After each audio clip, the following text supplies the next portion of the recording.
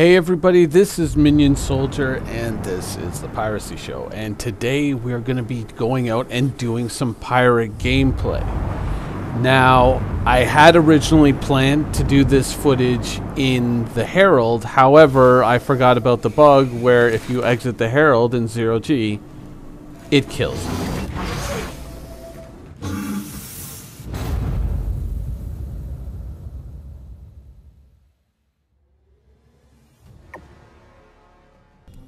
Hey everybody, this is Minion Soldier, and today we're going to be doing some pirate gameplay in the Super Hornet.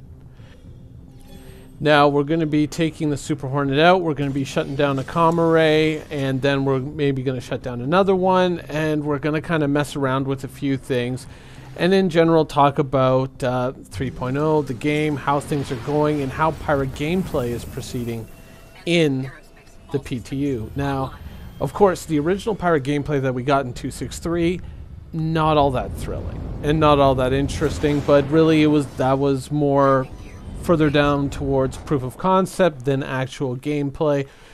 And this seems to be a lot more fleshed out. There's a lot more missions where you have to go to the base, pick up a couple of pieces of perhaps not so safe trash and dump them somewhere, and they don't care where. There's also other missions to go to a mysterious wreck that crashed for absolutely no reason and retrieve a particular valuable piece of cargo and then take it to another place and leave it there, and you don't know who's asking you to do it or why, but you know you're getting paid very well. That sort of thing. Now, one of the things that you're going to find in pirate gameplay especially is that fighters aren't all that great to use. In fact, they're not all that great, period, because a lot of the pirate missions require you to handle cargo. Here and there, you're going to have to either retrieve something or pick something up and drop it off someplace else, and most fighters don't have cargo space. You know, even the pirate fighter like the Buccaneer doesn't have cargo space, though, as we were told repeatedly when we pointed this out, pirates don't really need any cargo space on their fighters. Why would we need that in the first place? Yeah. Now, jokes aside, of course, shutting down a comm array when you don't have a negative security rating isn't that big a deal. Anyone has access usually to one of these missions. There's always one or two cooking. And so you can kind of get in there real quick, shut down a comm array, and run away before anyone catches you, though you will take a big security rating hit. Generally, it will max out your bar. But in the current version of the PTU, every time you re-log onto the server, your security rating is expunged of any negative criminal acts. And I think that this is more generally just a PTU feature, and that your criminal history will persist once it gets to live. But for right now, for the convenience of testing things, they just allow you to flat out erase your criminal rating by simply logging off and then logging back on. Now, with some suits of armor, like you're going to see here, sometimes you get this problematic effect where when you're hitting the F key to try and interact with something, it doesn't always work. And this seems to be relative to certain heavier suits of armor. It's a problem that kind of comes and goes. Now, you can draw a weapon to try and clear it. Sometimes that works, sometimes it doesn't. Sometimes you just have to hit the F key repeatedly until it finally works. Or you could use a lighter set of armor like the Nomad set or just the basic flight suit that you come equipped with. And that generally never runs into these issues. It seems to be more related to the suit of armor that you wear, or I guess body armor. So here we are, we're hopping out of the satellite, we're having our usual frame jitters, and oh, that's mysterious. Seems there's a derelict ship here at this comm array. How strange. Let's go check this thing out. A Herald's a nice ship, you know. I hear it's a lot of fun. But I guess what happened is some poor sucker must have forgotten that, you know, when you exit a Herald in 0G, it kills you. Oh well, maybe we can get back into it and steal this ship. I mean, well, I don't seem to see any interaction to allow me to enter the ship, you know. It'd be a real shame to let a cool ship like this just rot out in space. I mean, there's got to be some way that we can simply float through the door and walk into the ship, right? I guess not. So what we're going to do is just let sleeping dogs lie and then go over here, hop back in our Super Hornet, and go to Grim Hex. Now, Grim Hex, of course, still orbits around Yella, and unlike before where you needed criminal rating to find Grim Hex, or to at least have it marked on your map, now it's out in the open. Anyone can see it, anyone can visit it. It's an armistice zone, so you can even go as a tourist and check things out and, you know, kind of get in and get out without having to get involved in a firefight. Unless you hang around outside the armistice zone, and then, well, all bets are off. But we're going to hop back here into the Super Hornet and head on over. Now, while we're busy making the trip over to Grim Hex, I want to talk a bit about pirate ships. Now, I kind of made a joke earlier about, you know, the Buccaneer and the Buccaneer having cargo, yada, yada, yada.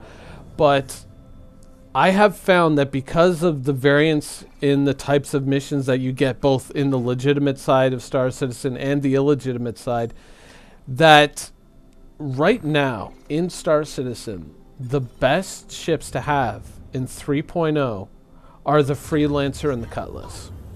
Flat out. They are simply the most omni-useful ships for all the missions and all the stuff that we have to do in the game. Those are two of the best. Now, in terms of combat, they are not the greatest, but I have done some combat missions with both the Freelancer and the Cutlass against NPCs, and those have generally ended quite well. And so I have to say that right now, fighters just... I have a feeling that they are going to definitely find their niche in the PU, but for 3.0, you're probably going to find yourself leaning away from outright fighters, and you're going to want something with a ramp and some cargo capacity at the very least. The ability to carry a space bike is always a bonus, but at least some kind of ramp and cargo capacity. Anything with an elevator on it can be a little bit tricky. It can bug out on the surfaces of a lot of these moons, especially when you're not landing on a flat surface, so that can be a bit of a problem. One of the ships also that you may want to think about, let's say you're one of the people who just has the very baseline game package. You've got the Aurora and you're like, that's it. You know, I've seen all the other stuff, and maybe that's things that I'll get in game, but I'm just sticking with the Aurora for now. But you want to get into the PU once this hits live. You want to try things out. You want to play around. There is a ship that is really, really good for all this sort of work and still is a fairly decent fighter, and that is the baseline Avenger, the Avenger Titan.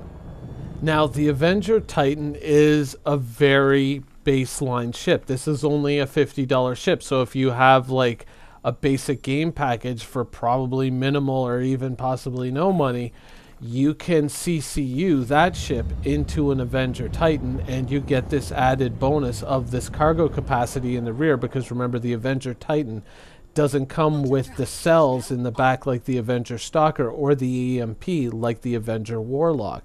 So that might put you in a better position overall to handle some of these missions in 3.0, if that's something you're interested in pursuing, but you don't want to go out and buy one of these highly expensive ships.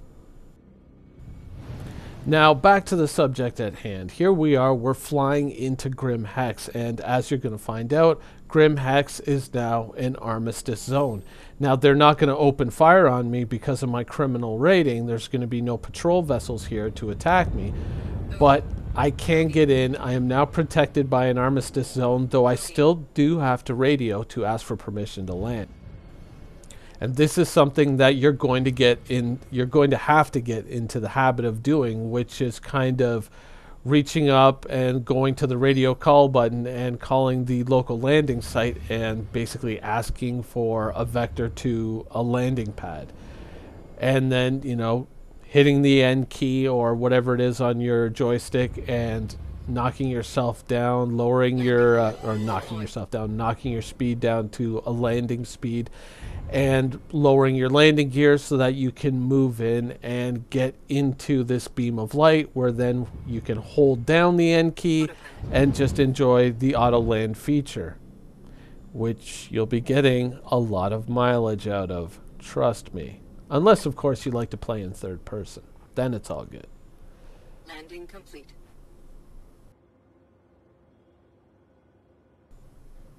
Now, in many ways, visually and in terms of layout, Grim Hex is the same Grim Hex that we all know and love. It really hasn't changed all that much, except it has become a lot more tourist friendly. As you can see, there's no longer a running gunfight whenever you land or whenever you try to take off to try to get to your ship and get out of there. That has been removed. This is once again an armistice zone that includes the landing pads and a bubble around the station itself. So you can come visit Grim Hex with ease, though if you're looking for a Walmart or a Target, you're not going to find them here.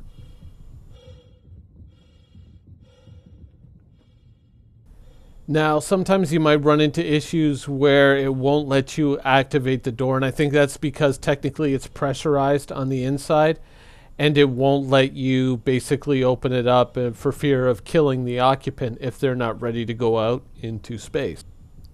But there are multiple entrances that you can use in case the doors aren't working. All the entrances that worked in 2.6.3 still work in 3.0. So you can kind of go around to one of the larger landing pads and use those entrances to get in.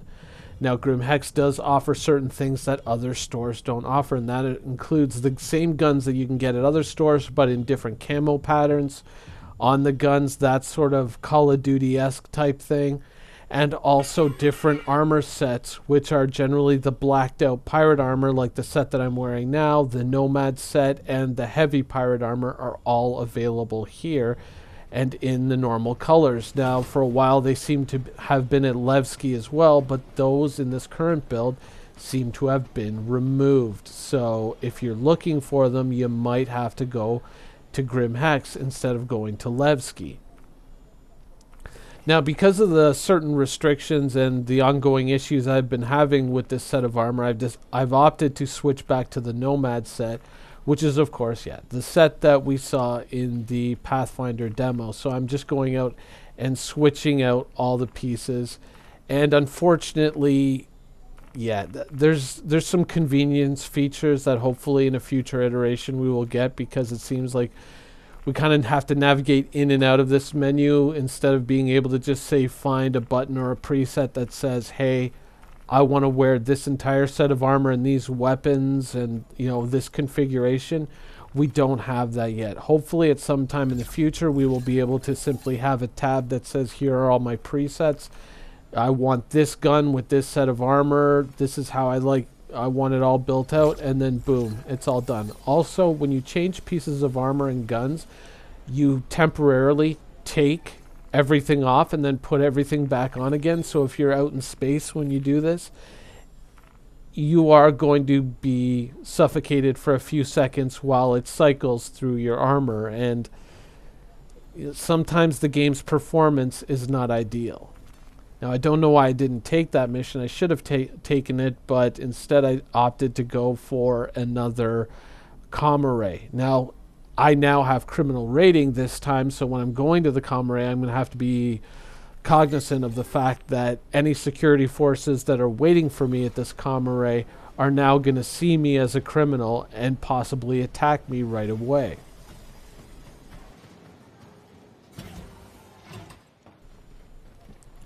Now, with comm array missions, there are certain ways to trick them out, and hopefully in the future with ships like the Herald and possibly with the Shadowhawk, if they ever build it, and other EU warships, there may be a way to remotely disable the comm arrays by hacking them.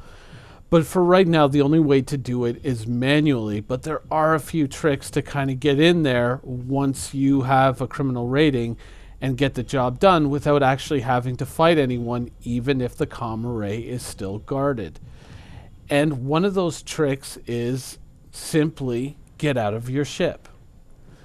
Most of the entities in Star Citizen are simply ships right now that you will have to fight. If you go and do any of the ground missions, any of the combat you run into is simply going to be player versus player. There are no active ground NPCs as of yet in game. So when you go to, say, a comm array, if you fly up to the comm array really quickly and ignore the guards, you can actually use boost to hit the brakes once you get really close to the comm array, and then simply exit your ship. And when you exit your ship, the game no longer tracks you, I guess, as an entity that the NPCs can attack when you're simply a starship. You have to be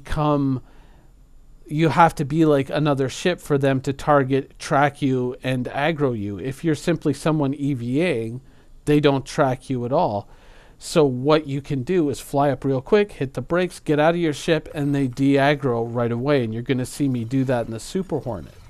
Now, this does raise certain questions to do with stealth ships like the Prowler or like the Ghost or the Saber. With ships like this, how close can you get before they aggro you? Just because you can detect them doesn't mean that they can detect you. And I kind of want to mess around with the stealth settings on ships and lowering power settings to see just how close I can get, so that I can possibly EVA over and get something done without having to cause aggro and have to worry about that kind of stuff. But unfortunately, I really haven't gotten around to playing around with the stealth settings on fighters. That's on the TDL, but I haven't gotten around to it yet. Probably in a video in the near future I'll mess around with that, but I'm not sure how far those systems have been implemented. So I was kind of looking at it and thinking there may be, for experimenting with that, there may be no payoff. So at some point in the future I will do it, but for right now I'm more or less concentrating on the basics. So here we are, we're flying to the next comm array. We've got a mission for 178 UEC to shut this thing off. And sure enough, there are going to be guards that spawn here. So what I'm going to do is I'm going to kind of make my approach. I'm going to pick up some speed, but not too much because I don't want to overshoot. And I am waiting for the guard ships to spawn. Now this is a trick that even still works in 263. You can still do this in 263 to avoid being shot at by NPCs, though players can and will still shoot your ship even if you exit out of it, so that's something to be aware of. Now here you can see them all basically spawn up. They're now reacting to me. They're starting to move, and they'll even start firing a few shots at my ship. But the problem is I have now become a non-entity in their eyes. So they're not going to bother with me anymore, and they're going to stop firing at my ship any second now. So now I can go into the comm array and shut it off.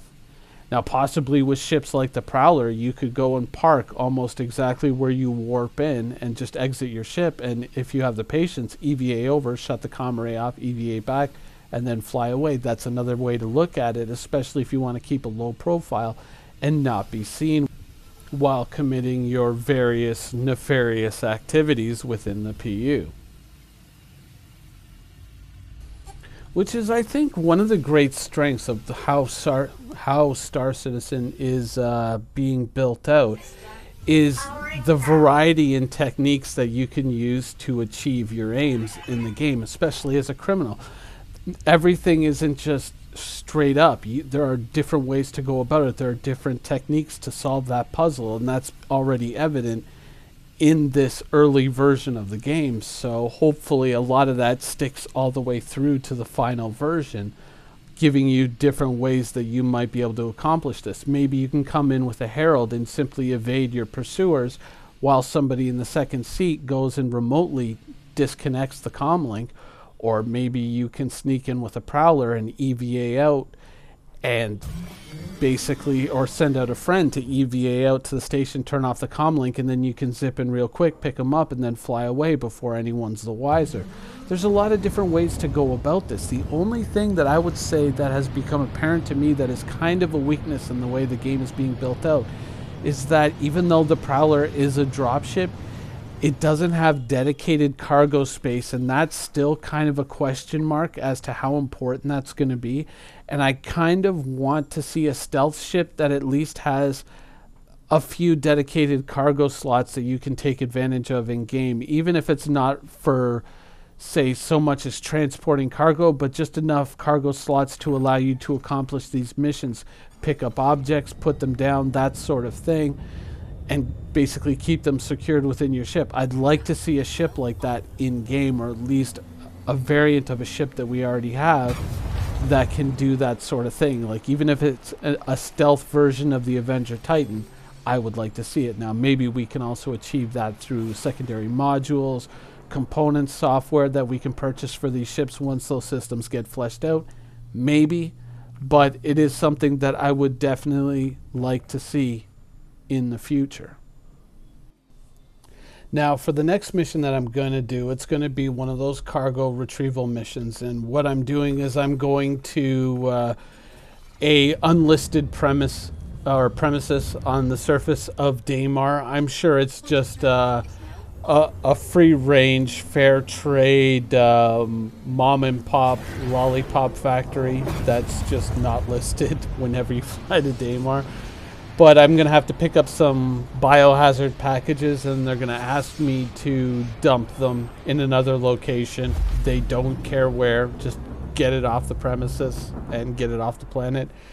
So we're going to go do that for them. But of course, in order to handle cargo, we cannot use a ship like the Super Hornet. We need something else, which is, once again, coming back to that point of, you know, having ships that are useful for many different things and not just the one thing, and not having to constantly have to change back and forth from one ship to another, because, you know, this ship certainly has its uses in combat, but for many other uses, it's just not that great. And it becomes a bit of an inconvenience to have to constantly go back to a station, put this ship away, pull out another ship, and then use that. When if the other ship, say like a Freelancer or a Cutlass or an Avenger Titan, can still do the first thing, which is the combat part, you can still use it in certain ways depending on your technique, your equipment, and your skill. And then you can also use it for the cargo part. It also has the ability to carry a bed. You can carry weapons, ammo, grenades, different suits of armor, depending on the needs of the mission. It really starts to play into this, then what good is a fighter really, if you're not going to be using a fighter strictly for ship-to-ship combat, fighter versus fighter. If that's not your sole laser focus in the game, the value of a fighter, especially one like the Super Hornet, starts to become a little bit dubious for a lot of people. You may want to kind of look at things and kind of take that critical eye and step back and look at ships like the Super Hornet and the Buccaneer and other ships like that and start saying, do I really need that? And maybe it's time to look at my hangar and start thinking about what is more omni-useful and what is less specific and tied to one thing that I may only be doing 10% of the time, and look at that with a critical eye and say, maybe that isn't what I originally thought it was going to be. Maybe I don't really need it after all. And maybe that money is better spent elsewhere. Complete. It's kind of like the suits of armor you wear. Like, you'll notice that, like, I'm wearing the Nomad set now. I've put on the Nomad set, and I'm using it because it's got a clear view. My character can run around and doesn't get exhausted as quickly with this suit. It's just easier to get around with it.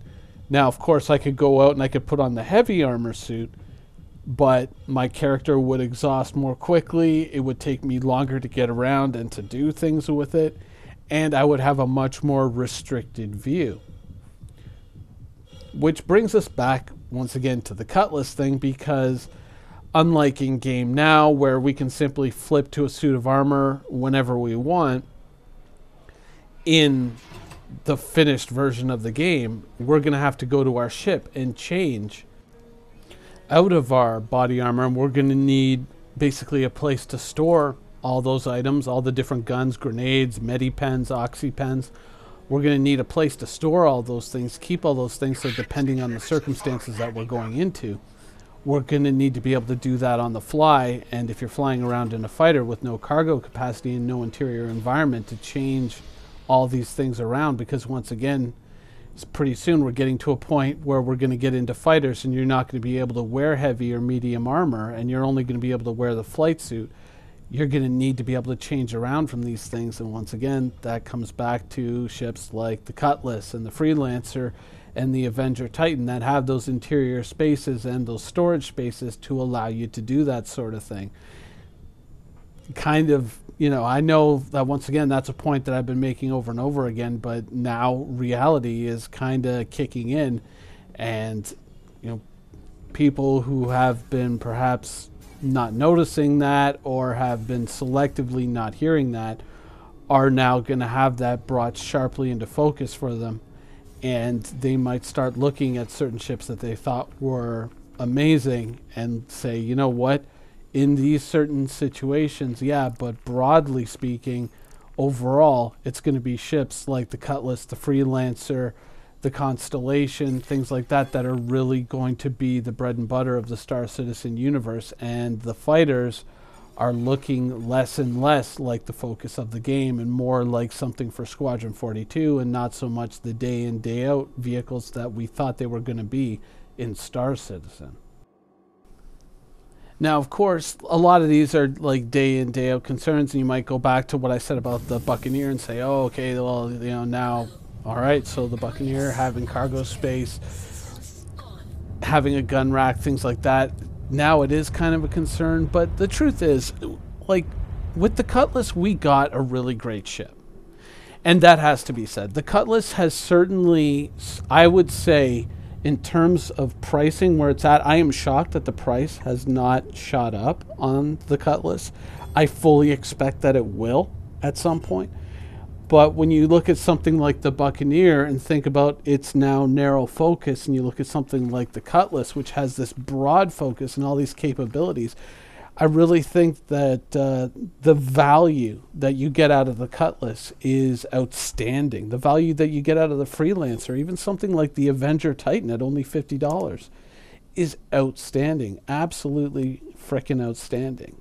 And so I'm very happy with those ships. I'm very happy that I still own the Cutlass, and I have always, you know, one of the things that I've said in a lot of videos over the years is, like, I'm never going to get rid of the Cutlass. I'm not getting rid of this ship because I know how this is going to play out. I know that this is going to be something really important in the future, and lo and behold, here we are, and there it is. And even though, yeah, the Buccaneer, a bit of a disappointment, and, you know, we have surged so far ahead with the Cutlass and gotten such a great ship out of it, even though there are some concerns, you know, in terms of visibility and all that, things that hopefully will get worked out through various in-game systems in the future.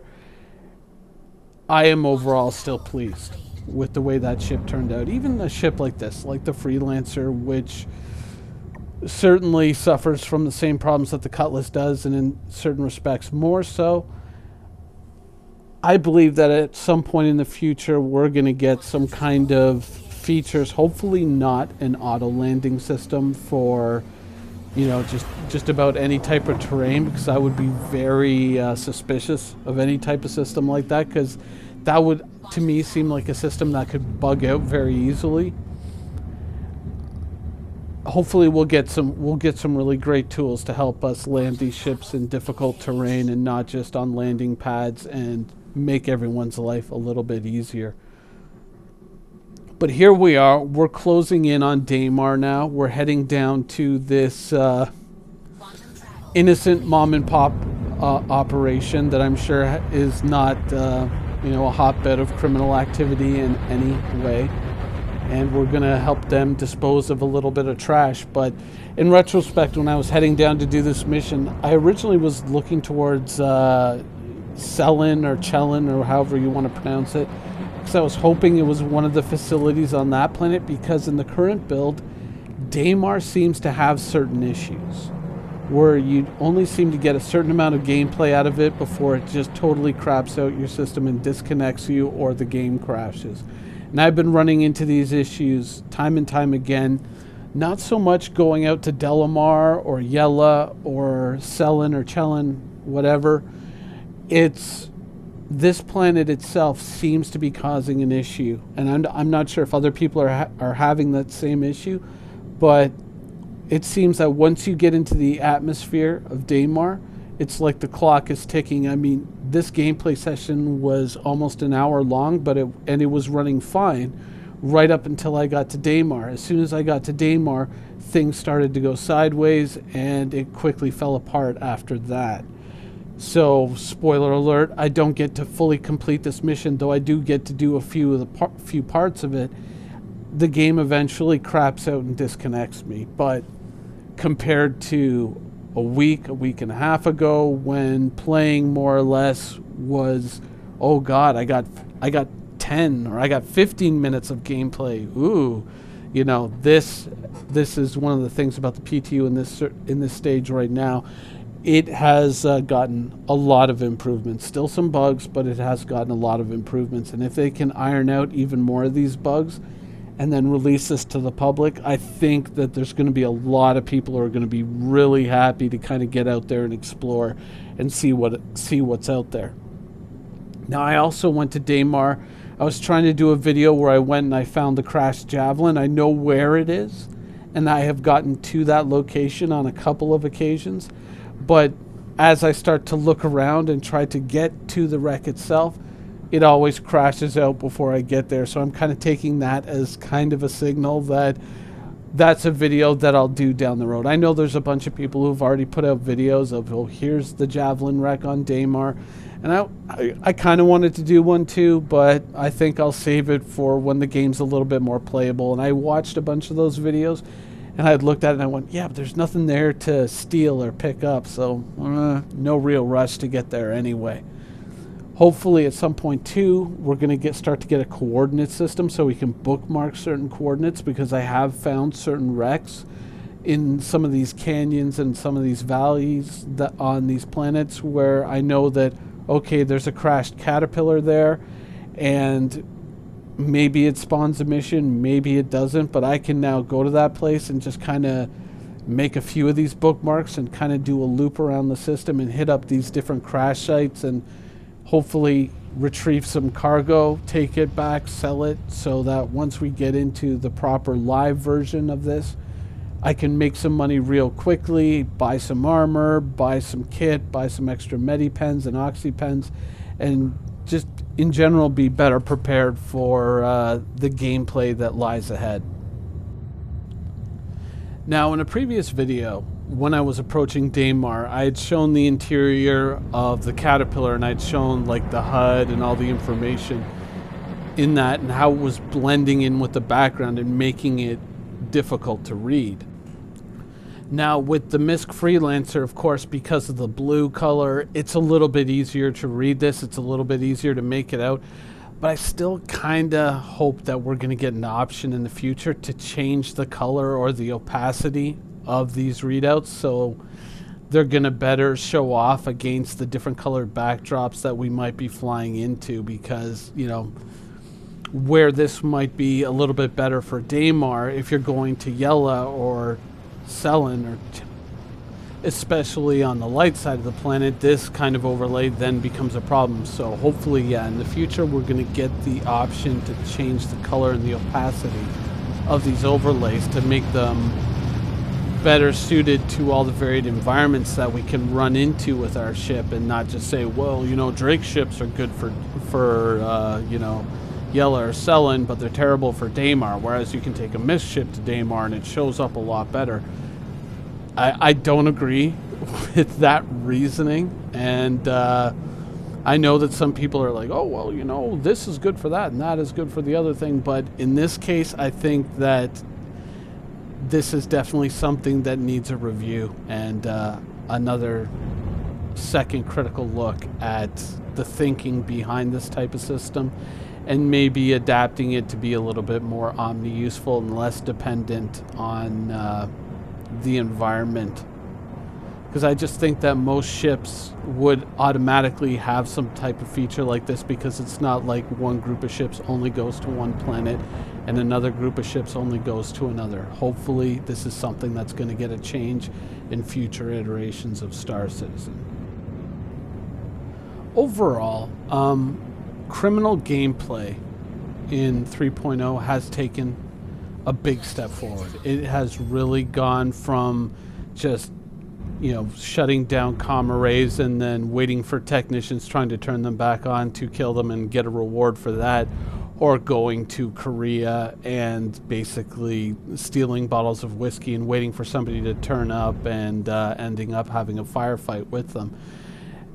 It really has evolved forward, and it's given me kind of a sense of what it's going to be like to kind of sneak around with that criminal rating, avoid certain places, stick to certain other areas, what kind of equipment I'm going to need. And even though this is just the very beginning of that type of gameplay, I think it paints a really good picture of what the future for this type of gameplay is going to be, and the rich system that we're going to end up getting in the end. Because even this type of gameplay, which is very basic, truthfully, is still fun, it's still entertaining, and it's still rewarding and entirely immersive. I always find myself coming back to 3.0 despite the bugs, despite the crashes that still happen from time to time, and I enjoy it. And I keep trying to get back into the game and find ways to work around those bugs to still accomplish my goals.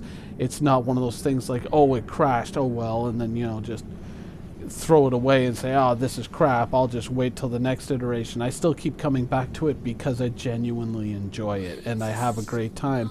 And even though not everything works the way you want it to or you expect it to, you can see that a lot of that is just things that they have to fix and things that they're iterating on, and just being in the PTU just for this short period of time and not being in the Evocati, I have seen the strides forward that CIG has made in, you know, stabilizing and building this product. So I think that kind of opening this up to a lot more people, despite the strange moments that it still causes, it really highlights the progress that they're making. And it's really hard to tell when you're kind of watching videos on ATV and you're kind of watching, you know, meetings, and they're saying, oh, there's this bug, and then this is how we solve this, and this is how we solve that. But being able to see it and being able to see it evolve, I think it gives a much better picture of the progress that they're making with Star Citizen. And hopefully very, very soon, the rest of you are going to get to enjoy it as well. Anyways, my fellow rapscallions, that has been the show for today. I hope you enjoyed it, and thanks for watching.